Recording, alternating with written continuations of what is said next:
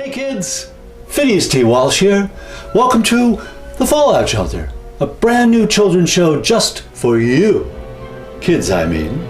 The rest of you, you know who I'm talking about. Bye!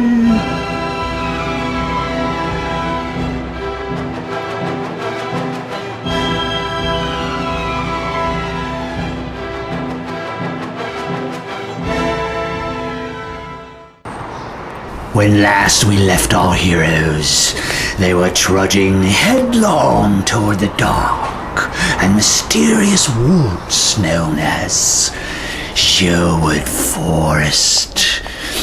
Little did they realize the dangers awaiting them in Sherwood's lush, green, springtime foliage.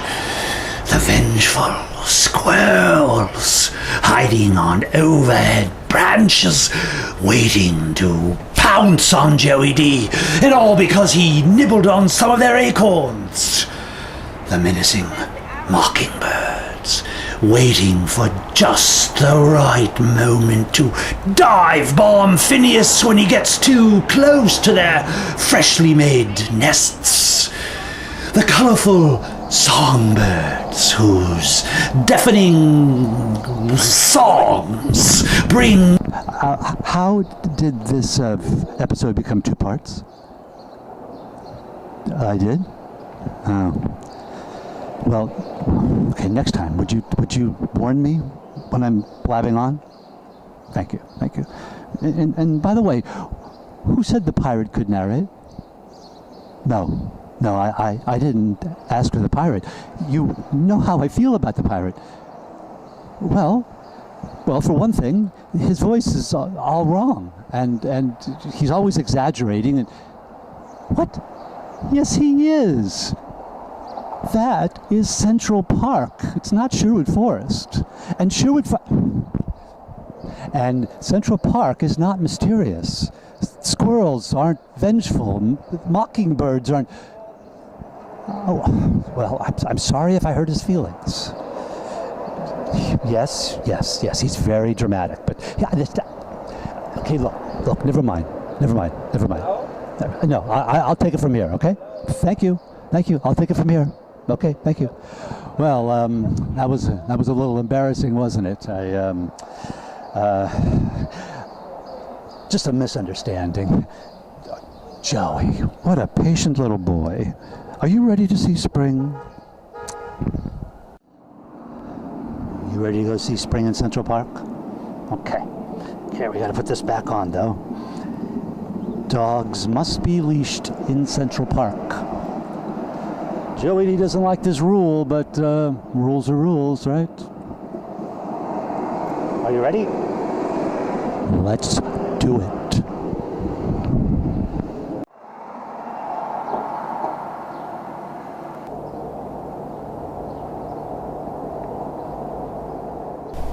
Did you know that Sherwood Forest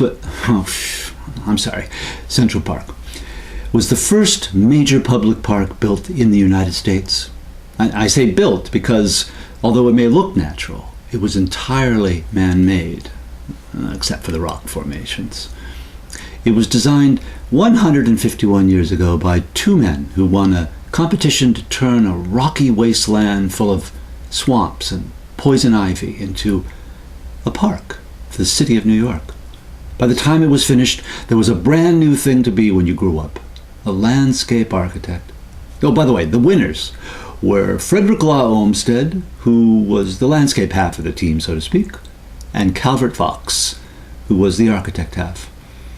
Their winning plan turned swamps into lakes, put a castle on top of a rock, and turned this wasteland into the pastoral park it is today.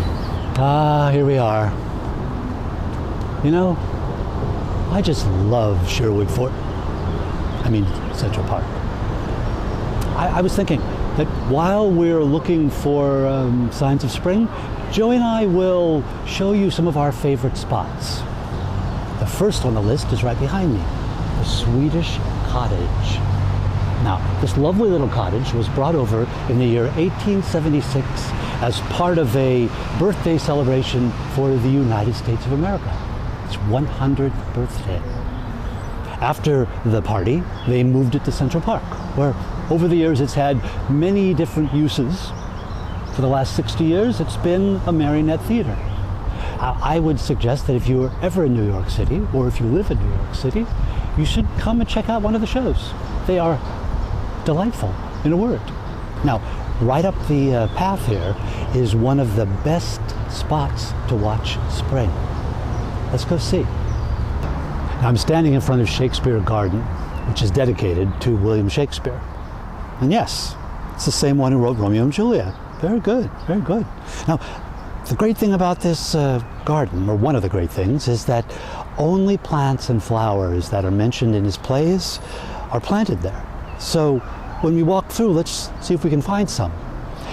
And the way we'll know, there are these little plaques on the ground that have Shakespearean quotations. Where's he going? And they will tell us where the plants are. Okay, so let's look for them. Shakespeare Garden climbs this steep hillside to the summit of Vista Rock. More on that later. Keep going, Joey. Keep going, you can make it. We made it. Oh, here's our first plaque. Let's see. Cowslip. Well, I can't wait to see what a cowslip looks like. Hey, where's all the cowslip? Well, maybe they haven't been planted yet. Or they've already bloomed. Oh, what's this? What's this? Bluebells. Pretty, but not cowslip. Oh, here's another one. Let's see. We have two choices here. Rosemary and pansies. Let's hop the pansies. Oh, beautiful blue pansies. Whew, I was starting to get a little worried there. Oh, Joey D loves sniffing the plants along the garden's flagstone pathways as it snakes its way up the hillside. He encounters lots of little surprises, like people running by, and of course this nice sundial. Oh, here's another plaque. This one is perfect. Wait till you see what it says. A rose by any other name. Heard that before, huh? Well, here we are at the end of our path. You know, like any garden, each season brings its own little pleasures. And as we've learned, each season is 3 months long. Spring begins with March and its multicolored crocuses.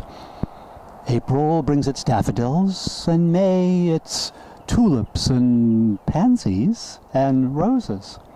I wonder what summer's going to bring. I tell you what, if any of you visit the garden this summer, why don't you let me know what you see? I'd love to hear from you, okay? So excuse me for a moment. What? Are you kidding me?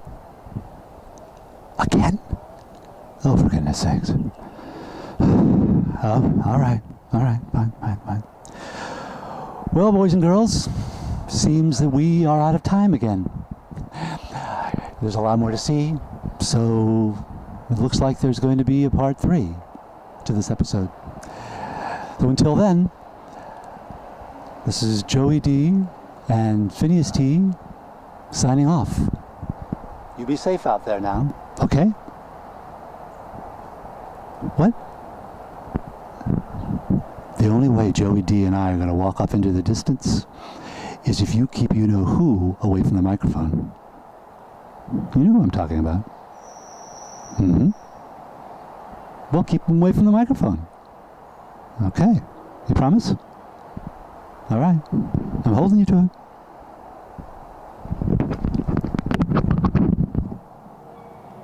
Come on, Joe.